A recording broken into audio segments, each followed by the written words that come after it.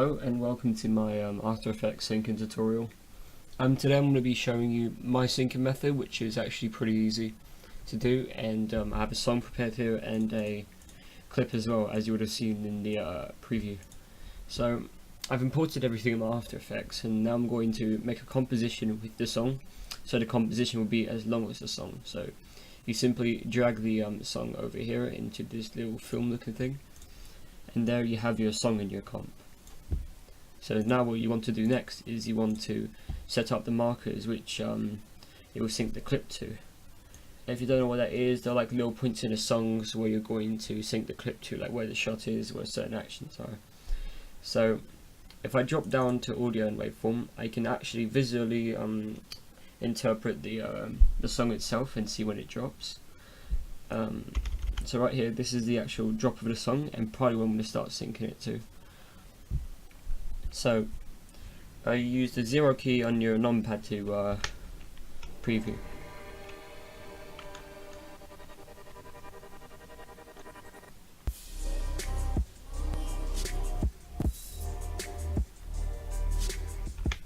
So what I'm going to do now is I'm going to start setting my markers. To put down a marker, you press the asterisk key on your numpad. If you do not have a numpad because you think you're an edgy Mac editor, then you're fucked, sunshine. You may as well just reset your keybinds, just change them, research how to do that. So, and now I'm going to start setting my markers. So, if you just keep listening through, I can actually see when on the waveform shit happens. So right here I can see this is the very first beat I want to start syncing to.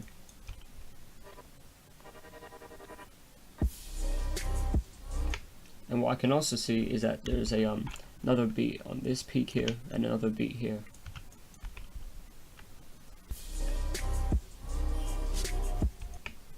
You can see some more beats here. You just keep previewing it through and seeing where all the beats happen on the waveform. This waveform is pretty easy to see all the drops and beats and stuff. So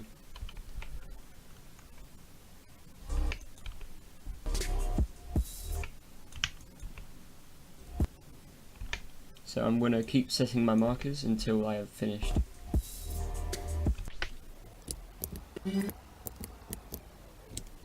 Of course, when you get more skilled at this, you can put down markers very quickly and accurately, because if you misplace your markers, then your sync will probably not be on point.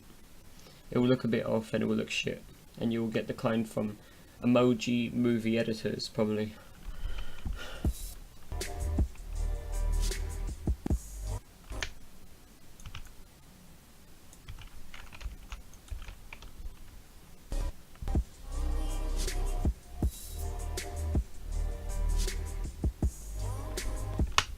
So right now I am pretty sure of myself that I have set all the markers that I'm going to be using to sync this.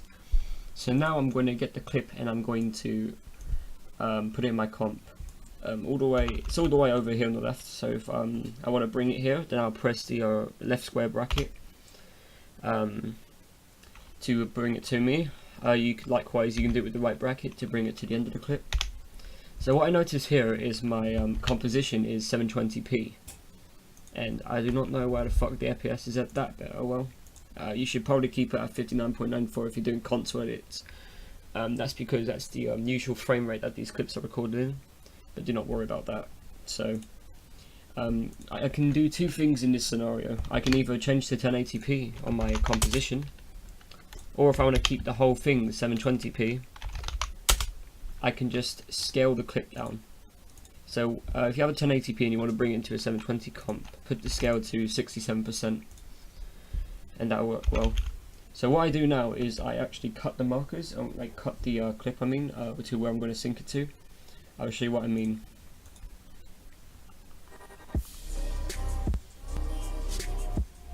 So I want the shoot to be here, so I'm going to make a cut in the clip, and I want the shooting part to end over here. So I'm going to cut the clip again using Control-Shift-D, and so this is going to be the bit when he's going for the shot, and this is going to be the shot.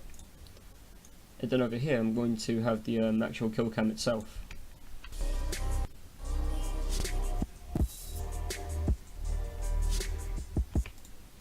So I want the kill cam to last from here to here when it's going for the shot, and the shoot to happen here and end here.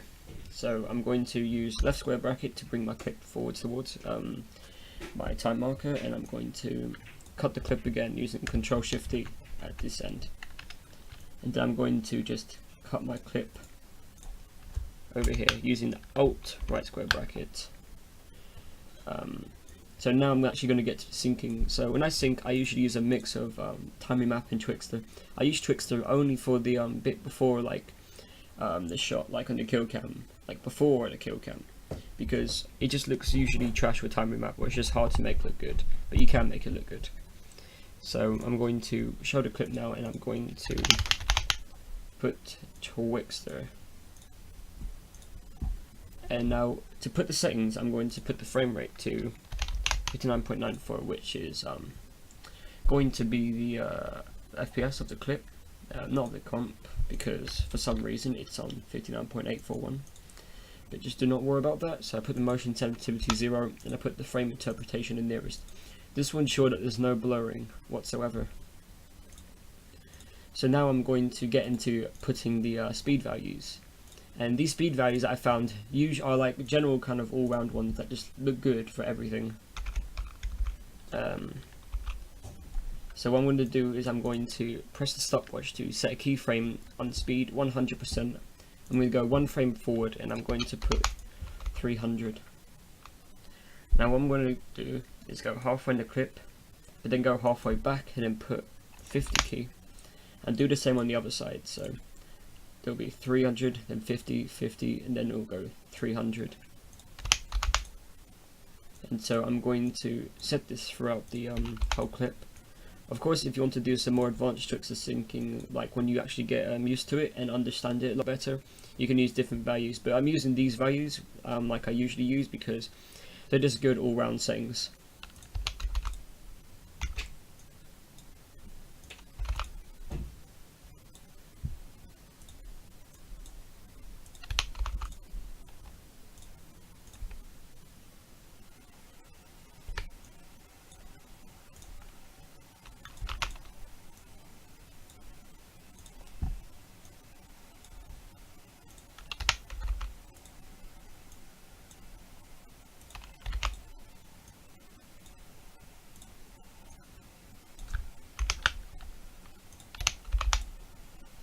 So now I have set all the Trickster speeds.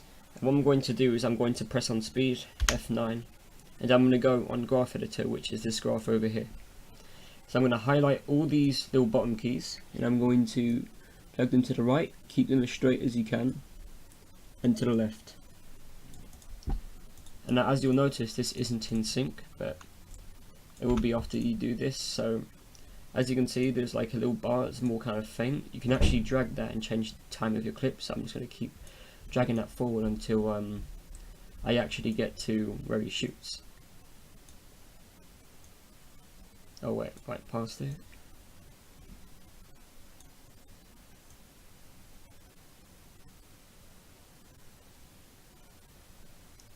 So you want to probably do it at the frame, like just before like you see the actual gun flash, or you could do it at the frame of the gun flash. So right now this should be synced and look pretty decent. Let's have a run preview of it.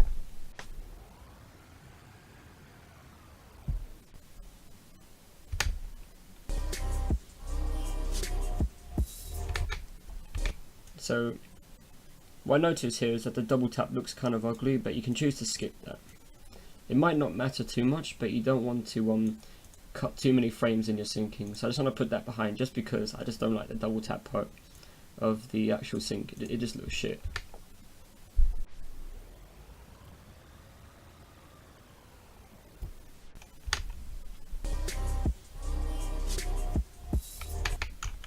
Yeah, I think that looks pretty good. So now I'm actually going to get to syncing the shot itself. So I'm going to show the clip here, and I'm going to drag these bars until I get the actual frame where he shoots, right here. There we go. And I'm going to press Ctrl-Alt-T together to open my time remap. So what I'm going to do is I'm going to press this diamond shape to set a keyframe. And I'm going to go to the very end. And if you go to the marker here and you do not see the clip, just extend it 1 frame longer, or just simply use Alt right square bracket or Alt left square bracket, depending. Like Alt right and Alt left square bracket, simply just drag your clip. It's a lot more simple than just dragging it manually like this, because you can do it more accurately and quicker just using Alt and square bracket. And I'm going to set keyframe at the end, like I because clips at normal speed usually look alright when you're syncing timing map. If it looks terrible, then you can just change the time of the keyframe just by simply dragging this part here,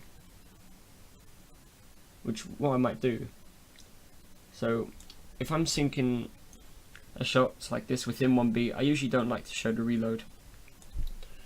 So what I'm going to do is I'm going to click on timing map here, and I'm going to press F9 to easy ease all these keys, and I'm going to go into the graph editor right here. So you'll be confronted with these points here, and how this graph works is that the steeper the line, the more frames are playing at once. And so what you're going to do is you're going to do something a little bit like this. So you'll see it goes faster, slower, and faster. As you can see, the gradient of the line is lower, so less frames are playing, so that means it's going to be slower. Doing this, like dragging these at equal lengths, is a general way of syncing, but when you're doing reloads, you usually want it to be nice and slow and not too fast. So you drag this point maybe just a bit up, and then this point quite a bit lower. Right here, do not leave this line too straight, otherwise no frames will play, or will just look absolutely terrible and choppy. So about here looks good. But as you can see, the clip looks a bit laggy, so you can fix that by clicking on this film here to enable time remap, and then if you line up here with frame blending, click that twice, and then it'll make it not laggy.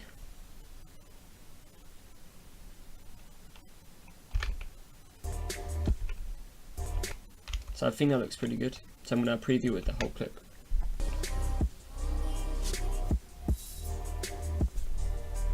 So I think that looks nice.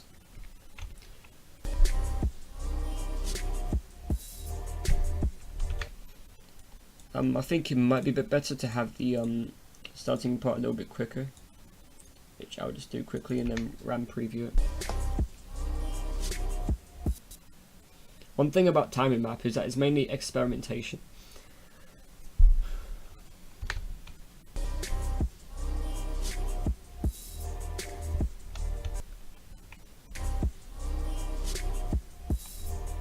So I'm previewing it loads of times just to make sure that I'm happy with everything.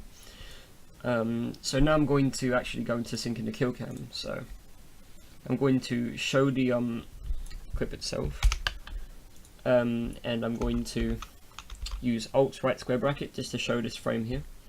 And I'm going to skip through until the frame that you shoot.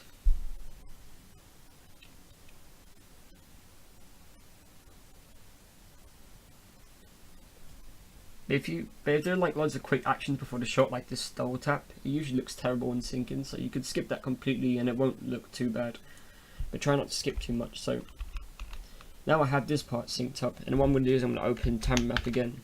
The way that I prefer to do timing map is by doing it backwards, and I find this a lot easier, and you'll see why. So with timing map, what I usually like to do is I like to put keyframes at certain points, like if he doesn't insta swap or double taps and such, just so it gives you a better sense of flow and such.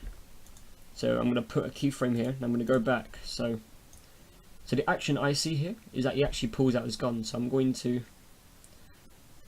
just put my keyframes around here when he pulls out his gun. So I'm going to go back, and then so this next action he does is he actually switches weapons. So I'm going to put the keyframe there. And do not worry too much about this insta swap. It will kind of blend in with the sync. It will look fine, probably. And then I'm going to find the next action, which is the shotgun pump. And I'm going to leave it here. And now I have my sync points done. So as you can see, I made the shotgun pump around here, make the weapon switch around here, and the Shiva gun pull out over here. And so I'm going to easy these keys, and I'm going to go in my graph editor. Now I'm going to set my just graph editor. So the way I usually like to do it is put this point lower and then this point more down. That can look good. So I'm going to try that and just see how it goes.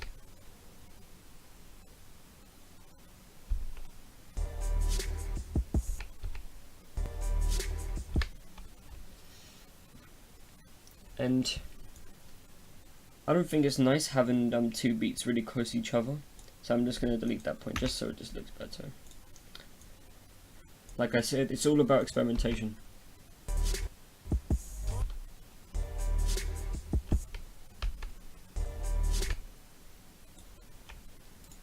And so I don't think this will look good, so I'm going to just change everything up a bit here.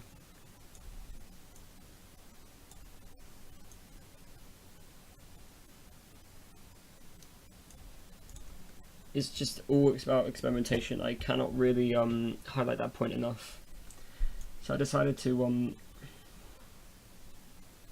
put these actions like this here. So another way that, probably the best way, the most safest way to use timing map is just to put these points at equal length.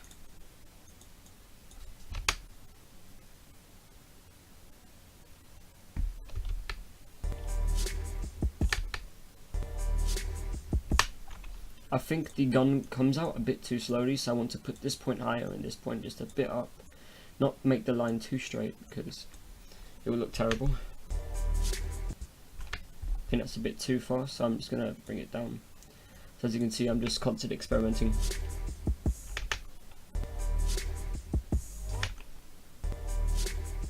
So right now it looks alright, and I can just put frame blending.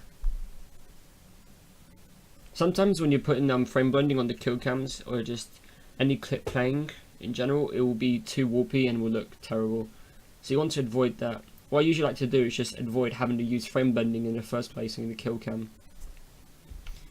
But this is not too warpy, and you can hide the warpiness with a bit of RSMB, but you can only hide so much warping.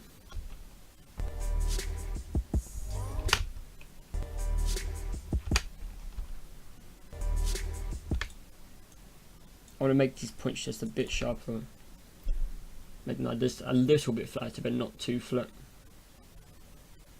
So give more of a sense of slowness. Because to be able to do timing mapping, you need to actually understand it.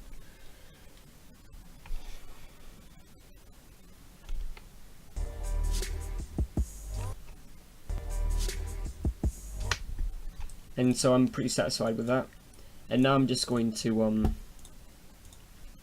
sync the shot. So same procedure, I'm going to go to where in the clip he actually shoots.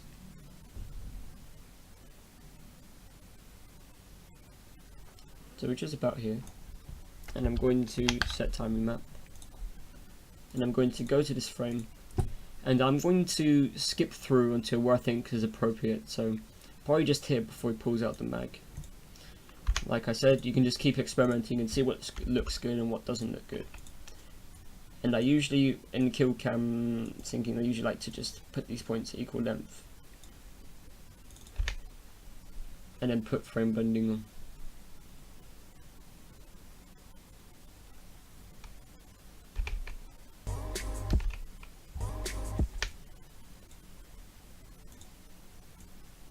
If you do feel it's a bit too fast or slow, you can always change it.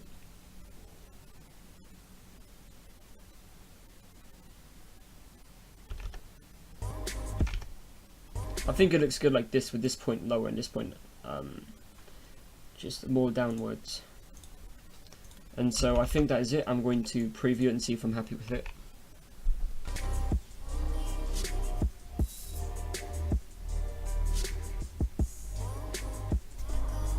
I think that looks pretty good. I might be a bit of an issue with the kill cam shot, but I'm going to look again and just keep seeing if I'm just happy with the product.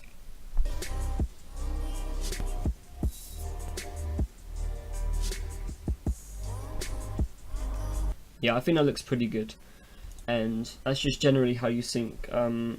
When you're doing team edits or just big edits in general, you can always organize your workspace a bit more by just naming the clips.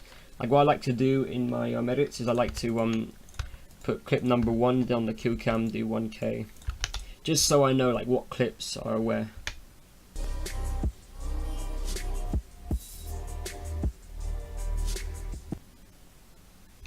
So I'm pretty satisfied with that, and leave a like if you thought that was a rather informative tutorial, and I'm going to be making more in the future. So for now, have fun with your newfound syncing skills, and hopefully you'll get into emoji editors with what you've learnt from me, and yeah.